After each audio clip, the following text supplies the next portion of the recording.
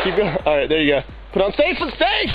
बंदूक की गोली के अंदर क्या होता है जो बुलेट कुछ ही देर में किसी इंसान की जान लेती है, तड़पा तड़पा कर मौत के घाट उतार देती है?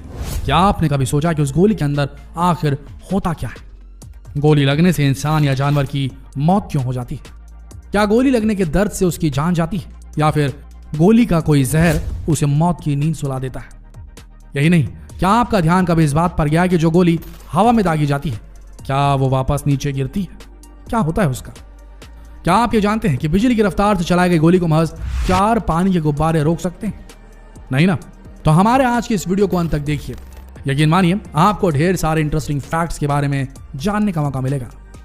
दोस्तों, जब भी कोई आतंकी सुरक्षा बलों के हाथों मारा जाता है या किसी टेररिस्ट एस्टैब्लिशमेंट को ब्रेक किया जाता है, तो हम अक्सर सुनते हैं कि मौके से AK-47 राइफल मिली, दर्जनों कारतूस मिले, कई खोखे भी बरामद हुए। ये कारतूस, गोलियों और खोखे ऐसे कॉमन वर्ड्स हैं जो गाहे बगाहे हमारे सामने आ ही जाते हैं। तो हमने भी सोचा कि क्यों ना इन बहुत ही कॉमन शब्दों के बारे में थोड़ी जानकारी दी जाए, क्योंकि ऐसे कम ही शब्द होते हैं जो बहुत कॉमन होने के बावजूद ज़्यादातर लोगों को इनके बारे में पूरी जानकारी नहीं होती। तो पेश है एक ऐसा ही वीडियो जिसमें बंदूक भी है, कारतूस भी है, खोखे भी हैं, लेकिन खून खराबा बिल्कुल भी नहीं।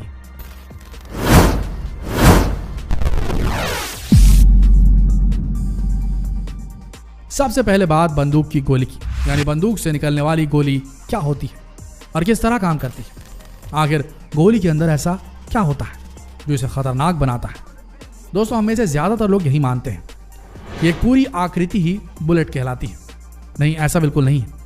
असल में बुलेट के आगे बहुत ठोस मेटल होता है और बाकी का हिस्सा बुलेट केस कहलाता है, जबकि ज्यादातर लोग इसे बुलेट केस ना कहकर बुलेट ही कहते हैं।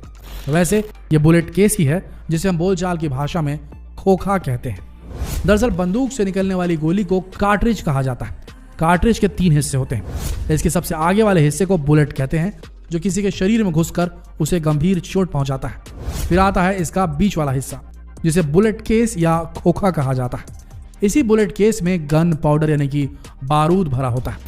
कार्ट्रिज के सबसे पिछले हिस्से में एक पिन पॉइंट होता है, जिसे फायरिंग के वक्त हिट किया जाता है। रिवॉल्वर, पिस्टल या फिर राइफल से इस पिन पॉइंट पर प्रहार किया जाता है, जिसे अंग्रेजी में प्राइमर कहते हैं। तो दोस्तों, ये तो हो गई बुलेट यानी कि गोली की बनावट, जिसे कार्ट्रिज कहा जाता है। मतलब इसके भीतर क्या क्या होता है आप जान लेते हैं। क्या आखिर ये काम कैसा करता है ये गोली, ये कार्ट्रिज? मतलब गोली दागी कैसे जाती है?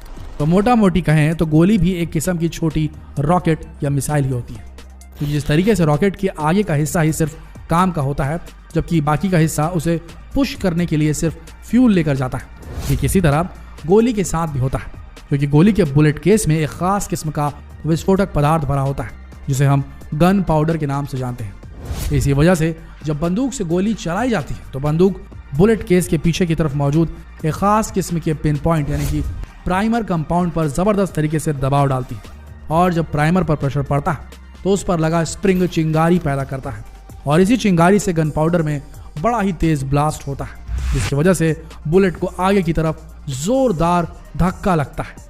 बुलेट केस गर्म होकर फैलता है, जिसके कारण बुलेट पर उसकी पकड़ बहुत कमजोर हो जाती है, और गन पाउडर की वजह से जनरेट हुआ फोर्स बुलेट को तेजी से आगे की तरफ धक्का देता है, और वो तेजी से घूमती हुई बंदूक की नली से निकलकर सीधे अपने टारगेट का काम तमाम करने निकल पड़ती है।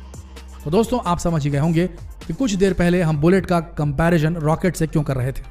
दोस्तों, जिस तरीके से रॉकेट के पीछे फोर्स पैदा करके उसे ऊपर उड़ाया जाता है, ठीक उसी तरह प्राइमर पर हिट यानी कि उस पर जो प्रहार होता है वो गन पाउडर में ब्लास्ट करता है, जिससे उत्पन्न हुआ फोर्स बुलेट को निशाने की तरफ तेजी से धकेल देता है, जबकि बुलेट केस यानी कि खोखा बंदूक से निकलकर वहीं गिर जाता है। तो दोस्तों, अब यहां सवाल ये उठता है कि गोली लगने से आखिर मौत क्यों होती है? अब आप ये तो समझ ही गए होंगे कि गोली में कोई जहर नहीं लगा होता जो अपने टारगेट की जान ले ले। दरअसल गोली एक फोर्स की मदद से अपने निशाने की तरफ निकलती है, और उसी फोर्स की वजह से इंसान के आंतरिक अंगों को नुकसान पहुंचता है, क्योंकि गोली लगने से बॉडी में हो रहा ब्लड फ्लो गोली लगने वाले हिस्से में रुक जाता है, और वहां मौजूद ब्लड तेजी से बाहर की तरफ बहने लगता है। इसीलिए गोली लगने से ज्यादातर मौतें शरीर से ज्यादा खून बह जाने की वजह से होती है। दुनिया भर में ऐसे कई किस्से मशहूर हुए हैं जब गोली शरीर के किसी हड्डी में जाकर धंस गई हो और फिर उसे निकाला ही ना गया। हालांकि सबसे खतरनाक स्थिति तब होती है जब बुलेट सिर, दिल या दूसरे किसी महत्वपूर्ण अंग पर लगती है जो बहुत ही नाजुक होते हैं। अगर ऐसे बॉडी पार्ट्स पर बुलेट लगती है और फिर इनमें ब्लड सर्कुलेशन रुक जाता है तो इंसान की जान बचाना लगभग नामुमकिन हो जाता है, मतलब मौत होने में ज़्यादा वक्त नहीं लगता। अब अक्सर हम फिल्मों में भी देखते हैं कि जब टारगेट के सिर या सीने में गोली मारी जाती है तो वो तुरंत मर जाता है, जबकि शरीर के किसी और हिस्से में गोली लगने से तुरंत मौत नहीं होती।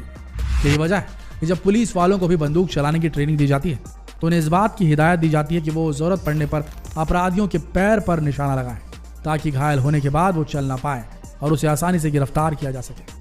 कभी भी किसी मुजरिम को डायरेक्ट सिर में या सीने पर गोली मारने की इजाज़त नहीं होती। हालांकि फेक एनकाउंटर्स के दौरान क्या होता है ये तो हम सब जानते हैं। खैर, अब बात हवा में फायरिंग करने के बाद गोली कहाँ जाती है। अगर आपने कभी इस बारे में नहीं सोचा तो आज हम आपको इसका जवाब देते हैं। साथियों, हमारे देश में कई मौकों पर फायरिंग की जाती है।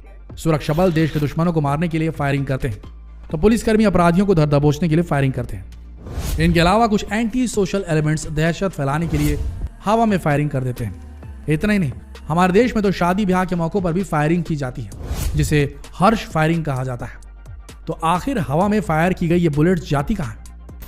दरअसल इस मामले में बुलेट आसमान की ओर काफी लंबी दूरी तय करती है और फिर गुरुत्वाकर्षण बल की वजह से जमीन पर ही वापस लौटती है। हवा में बुलेट का सफर हवा की स्पीड और बंदूक की क्वालिटी पर डिपेंड करता है। हालांकि ये बुलेट वापस जमीन पर गिरते समय किसी इंसान को चपेटे में ले भी ले तो इससे ज्यादा खतरनाक नतीजे नहीं होते। इसकी सबसे बड़ी वजह यह है कि फायरिंग करते वक्त बुलेट जिस रफ्तार से सफर करती है वापस आते वक्त उसकी रफ्तार कई गुना कम हो जाती है। हालांकि अगर फायरिंग करते वक्त बुलेट किसी ठोस चीज से टकरा कर वापस आ जाए तो ये खतरनाक हो सकती है। अब जाते जाते आपको साइंस का एक और अनोखा सच ये भी बता देते हैं कि बंदूक की गोली को रोकने के लिए पानी से भरे केवल 4 गुब्बारे ही काफी हैं। सुनने में अजीब लगे लेकिन ये सच है, जिसे साबित किया है कुछ साइंटिस्ट ने। दरअसल कुछ वक्त पहले वैज्ञानिकों ने अपने रिसर्च के दौरान पानी से भरे 10 गुब्बारों को एक स्टैंड पर लटकाया और उस पर गन से गोली चलाई। वहां मौजूद हर शख्स यही सोच रहा था कि गोली तमाम गुब्बारों को चीरती हुई आगे निकल जाएगी, लेकिन ऐसा हुआ नहीं। गोली 3 गुब्बारों को चीरती हुई आगे निकली और चौथे गुब्बारे से आगे नहीं बढ़ सकी, उसी में अटक कर रह गई। जैसे ही गन से गोली निकली तो इसकी स्पीड 1113 किलोमीटर प्रति घंटा थी, लेकिन पहले गुब्बारे में जाते ही इसकी स्पीड 659 किलोमीटर पर आवर रह गई। दूसरे में 373 और तीसरे गुब्बारे को चीरते वक्त इसकी रफ्तार 109 किलोमीटर प्रति घंटे रह गई। इस रफ्तार से गोली चौथे गुब्बारे के एक छोर को तो भेद पाई, लेकिन दूसरे छोर तक पहुंचते पहुंचते बुलेट की स्पीड 0 हो गई, उसके अंदर ही वो फंसी रह गई। तो दोस्तों, उम्मीद करते हैं कि आपको बुलेट से रिलेटेड ये फैक्ट्स पसंद आए होंगे। आपकी क्या राय है इन दिलचस्प जानकारियों के बारे में हमें कमेंट सेक्शन में जरूर बताएं और जितना हो सके इस दिलचस्प जानकारी को शेयर करें फेसबुक पर, व्हाट्सएप पर और यूट्यूब पर। मिलते हैं अगले वीडियो में, तब तक के लिए आप सबका इस वीडियो के अंत तक बने रहने के लिए दिल से धन्यवाद।